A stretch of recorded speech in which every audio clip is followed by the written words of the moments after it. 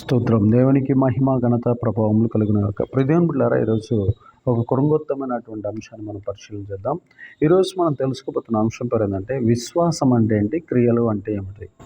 విశ్వాసాన్ని, క్రియలను ఎలాగ మనం చూసుకోవాలి, విశ్వాసము ఎలా ఎవరి ఎదుట విశ్వాసాన్ని కనపరచాలి, క్రియలు ఎవరి ఎదుట కనపరచాలి అనే అంశాన్ని మనం పరిశీలిద్దాం. ప్రియదేవుని సంగమా, రోమిలికి రాసిన పత్రిక 3వ అధ్యాయము ఒకసారి మనం పరిశీలించి చూస్తే 28వ వచనం, కాగా ధర్మశాస్త్ర సంబంధమైన క్రియలు లేకుండా విశ్వాసం వల్లనే మనుషులు నీతిమంతులుగా తీర్చబడుచున్నారని ఎంచుచున్నాము.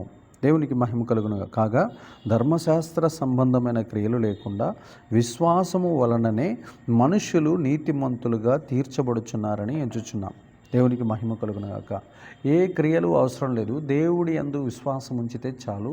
ఆ విశ్వాసం దేవుని ఎదుట ఎవరైతే విశ్వాసం ఉంచుతారో, దేవుని మీద ఎవరైతే విశ్వాసం ఉంచుతారో వారి యొక్క ధర్మశాస్త్ర క్రియలు కానీ వారి పుణ్యకార్యాల ద్వారా నీతిమంతులుగా తీర్చబడరు. కానీ దేవుడి మీద మనం ఉచితంగా నిలిపినటువంటి విశ్వాసం ద్వారా మాత్రమే మనము దేవుని ఎదుట నీతిమంతులుగా మార్చబడతాము. అందుకనే మనం ఎన్ని క్రియలు, గొప్ప కార్యాలు, మంచి కార్యాలు, హృదయంలో పాపం పెట్టుకొని, హృదయంలో లోపాలు పెట్టుకొని, హృదయంలో అనేక రకాలైనటువంటి దోషాలు పెట్టుకొని ఎన్ని క్రియలు చేసినా, అవి ఎన్ని రకాలైన దాన ధర్మాలు చేసినా, ఎన్ని రకాలైనటువంటి గొప్ప కార్యాలు చేసినా, ఎన్ని రకాలైన మానవ సేవకు సంబంధించిన కార్యాలు చేసినా, అవన్నీ దేవుని దృష్టిలో ధర్మశాస్త్రమైన సంబంధమైన క్రియలే. అవి మురికి గుడ్డలే. వాటి వల్ల నువ్వు దేవుని ఎదుట నీతిమంతుడు కాలేవు. దేవుని ఎదుట నువ్వు నీతిమంతుడు కావాలంటే దేవుని మీద నువ్వు విశ్వాసం ఉంచాలి. దేవుడు ఉన్నాడని, దేవుడు చూస్తున్నాడని, దేవుడు నన్ను పుట్టించాడని, దేవుడు నన్ను నడిపిస్తున్నాడని, దేవుడు నన్ను జీవింపజేస్తాడని, దేవుడు నన్ను అభివృద్ధి పరుస్తాడని, దేవుడు నాకు పరలోకం ఇస్తాడని, దేవుడు నన్ను నరకశిక్ష నుండి తప్పిస్తాడనేటటువంటి ఆ విశ్వాసమే దేవుని ఎదుట నిన్ను నీతిమంతునిగా తీర్చిదిద్దుతుంది. దేవునికి మహిమ కలుగును గాక.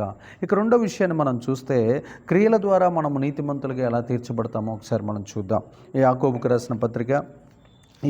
రాసిన పత్రిక 2వ అధ్యాయము 21 నుంచి, యాకోబుకు రాసిన పత్రిక 2వ అధ్యాయం ఒకసారి మనం ధ్యానిస్తే అక్కడ రాయబడినటువంటి మాటని 2వ అధ్యాయము 21 నుంచి 24 వచనాలు, 2వ అధ్యాయము చూద్దాం. మన పితరుడైన అబ్రహాము తన కుమారుడైన ఇస్సాకును బలిపీఠం మీద అర్పించినప్పుడు అతడు క్రియల వలన నీతిమంతుడని తీర్పు పొందలేదా? విశ్వాసం అతన్ని క్రియలతో కూడి కార్యసిద్ధి కలగజేసిననియు, క్రియల మూలంగా అతని విశ్వాసం పరిపూర్ణమైనదని గ్రహించుచున్నాము కదా. కాబట్టి అబ్రహాము దేవుని నమ్మెను, అది అతనికి నీతిగా ఎంచబడెను అని లేఖనము నెరవేర్చబడెను. మరియు దేవుని స్నేహితుడైన అతనికి పేరు కలిగెను. మనుషుడు విశ్వాసం మూలమున మాత్రము కాక క్రియల మూలమునను నీతిమంతుడని ఎంచబడునని మీరు దీని వలన గ్రహించితిరి. దేవునికి మహిమ కలుగును గాక. ఇక్కడ క్రియల ద్వారా నీతిమంతునిగా తీర్చబడుట అంటే దాని ఉద్దేశం ఏంటంటే, దేవుని ఎదుట మనం నీతిమంతులం కావాలంటే విశ్వాసం ఉంచాలి. మనుషుల ఎదుట మనం నీతిమంతులం కావాలంటే క్రియలు చేయాలి. ఎప్పుడైతే మనం క్రియలు చేస్తామో, యేసుప్రభు వారిని నమ్ముకున్న తర్వాత పలానా సత్క్రియలు ఎప్పుడైతే మనం చేస్తామో, మంచి క్రియలు ఎప్పుడైతే చేస్తామో, గొప్ప క్రియలు ఎప్పుడైతే మనం చేస్తామో, ఆహారం లేని వారికి ఆహారం పెట్టడం, బట్టలు లేని వారికి బట్టలు ఇవ్వటం, చెరసాల్లో ఉన్న వారిని దర్శించటం, ఇలాగ ఎప్పుడైతే మనం ఈ దేవుడు చెప్పిన వాక్యాన్ని భూమి మీద ఆచరిస్తూ, పాటిస్తూ, దాని ప్రకారం జీవిస్తూ ఉంటామో, అప్పుడు మన విశ్వాసము కాకుండా ఆ విశ్వాసంతో కూడిన క్రియలు కూడా ఎప్పుడైతే పనిచేస్తాయో, అప్పుడు మనము దేవుని ఎదుటే కాదు మనుషులందరి ఎదుట కూడా నీతిమంతులుగా తీర్చిదిద్దబడతాం. అందుకనే విశ్వాసానికి క్రియలకు ఉన్న తేడాని సంఘం అర్థం చేసుకోవాల్సిందిగా ఈ యొక్క ఉపదేశాన్ని మీకు తెలియజేస్తున్నాను. విశ్వాసము దేవుని ఎదుట మనల్ని నీతిమంతులను చేస్తుంది. అయితే క్రియలు మనల్ని మనుషుల ఎదుట నీతిమంతులుగా చిత్రీకరిస్తాయి. కాబట్టి మన జీవితం, అబ్రహాము గారు అలాగనే తన విశ్వాసాన్ని, క్రియలను రెండు కలిపి ఎప్పుడైతే చేశాడో, అతను దేవుని ఎదుట, మనుషుల ఎదుట నీతిమంతుడిగా తీర్చిదిద్దబడ్డాడు అని ఇక్కడ యాకోబుకు రాసిన పత్రికలో మనం గ్రహించేటట్లు యాకోబు గారు ఆ పత్రికలో రాసిపెట్టాడు. దేవునికి మహిమ కలుగును గాక. చాలామందికి ఇప్పటికి కూడా తెలియని అంశం ఏంటంటే, విశ్వాసం అంటే ఏందో తెలియదు, క్రియలు అంటే ఏంటో తెలియదు. ఒక బట్టలు లేనటువంటి, ఆహారం లేనటువంటి బిచ్చగాడు మన దగ్గరకు వచ్చినప్పుడు దేవుడు నిన్ను దీవిస్తాలేపో అని చెప్పకూడదు.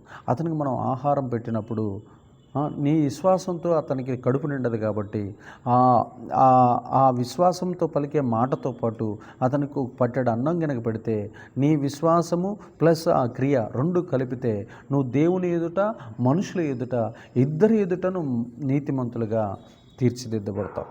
కొంతమంది మతోన్మాదులు అంటారు, యేసు ప్రభు వారి దగ్గరికి వెళ్ళిన ప్రతి ఒక్కరూ పాపులే, పాపి అందరినీ పాపులని పేరు పెట్టారు అని చెప్తున్నాడు. పాపి అని ఎక్కడ దాకా ఉంటుందంటే యేసుని ఎరగనంత వరకే పాపి, యేసుని ఎరిగిన తర్వాత నీతిమంతుడు. ఆయనకి బైబిల్లో ఉన్న అర్థాలు, బైబిల్లో ఉన్న జ్ఞానము, బైబిల్లో ఉన్న ఆంతర్యం తెలియక ఇష్టం వచ్చినట్లు బైబిల్ని మతోన్మాదులు చాలా వక్రీకరిస్తున్నారు. వారి మాట మనం వినాల్సిన అవసరం లేదు. అయితే పాపి అని ఎక్కడైతే బైబిల్లో రాయబడిందో అదే పాపి యేసు రక్తం చేత కడగబడిన ప్రతి ఒక్క క్రైస్తవుని పరిశుద్ధులు అని అంటున్నారు. ఆ జ్ఞానము, ఆ వివేచన ఆయనకు అందట్లేదు, ఆయన గ్రహించలేకపోతున్నాడు. పాపి అని ఎలా అయితే చెప్పామో, దేవుడిని ఎరగని వ్యక్తి పాపి, అతని లోపల పాపాలు ఉన్నాయని ఎలా అయితే చెప్పామో, అతను తన పాపాలు ఒప్పుకొని వాటిని కడుగేసుకొని వాటిని శుద్ధి చేసుకొని వాక్యం ద్వారా, పరిశుద్ధాత్మ శక్తి ద్వారా, అలాగనే వాక్యం ఉపవాసాల ద్వారా, పాపపు ఒప్పుకోలు ద్వారా ఎప్పుడైతే ఒక మనిషి తన పాపాలను ఒప్పుకొని కడిగేసుకుంటాడో అతడు పరిశుద్ధుడవుతాడు. పాపి ఇంటూ పరిశుద్ధుడు అక్కడ మనకు కనిపిస్తుంది.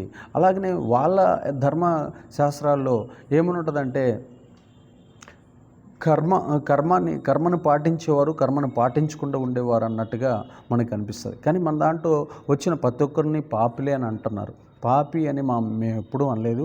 ఎప్పుడు అంటున్నామంటే రక్షణ లేని వారి కాడ పాపాలు ఉంటాయి. రక్షణ తీసుకున్న ప్రతి ఒక్కరూ పరిశుద్ధులే, నీతిమంతులే, యథార్థవంతులే. అలాగా అందుకనే మేము ఒకరినొకరు వందనాలు చెప్పుకుంటూ, గౌరవించుకుంటూ, గణపరుచుకుంటూ ఉంటాం.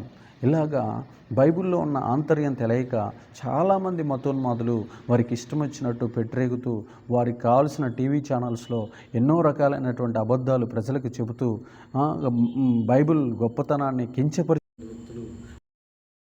కాబట్టి విశ్వాసము దేవుని ఎదుట మనల్ని నీతిమంతునిగా చేస్తే, క్రియలు మనుషులందరి ఎదుట మనల్ని నీతిమంతులుగా చరిత్రలో నిలిచిపెట్టట్లు చేస్తాయి.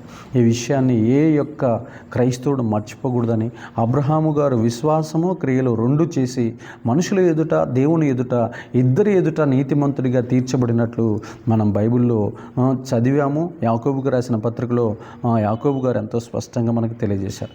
ఈ విషయాన్ని మనం మర్చిపోకూడదని, గ్రహించాలని, దాంట్లో ఉన్న ఆంతర్యాన్ని తెలుసుకోవాలని, ఎప్పుడు కూడా ఉట్టి మాటలు మాట్లాడకుండా ఆ మాటలు కార్యరూపం దాల్చాలి అంటే, ఆ విశ్వాసం కార్యరూపం దాల్చాలంటే ఖచ్చితంగా క్రియలు చేయాలి అని. నేను చర్చికి వస్తాను అని చెప్పటం కాదు, అని చెప్పటం విశ్వాసం అయితే, దేవుడు నన్ను దీవిస్తాడు అని చెప్పటం విశ్వాసం అయితే, ఆ దీవెనలు పొందుకునేటట్టు మనం ప్రయాసపడి వాటిని అనుభవిస్తూ నిజంగా నన్ను దేవుడు దీవించాడని వచ్చే సాక్ష్యం చెప్పటం క్రియ. అలాంటి క్రియలు, అలాంటి మంచి గొప్ప విశ్వాసం కలిగి ఉండాలి. అలాగే క్రియలు కూడా మనం చేసి దేవుని దగ్గర, మనుషుల దగ్గర మెప్పు, ఘనత, ఆత్మ సంబంధమైన ఆశీర్వాదాలు, దైవ దీవెనలు పొందుకొని వర్ధిల్లెదముగాక. దేవుడి మాటలను దీవించి స్థిరపరచునుగాక. ఆమేన్.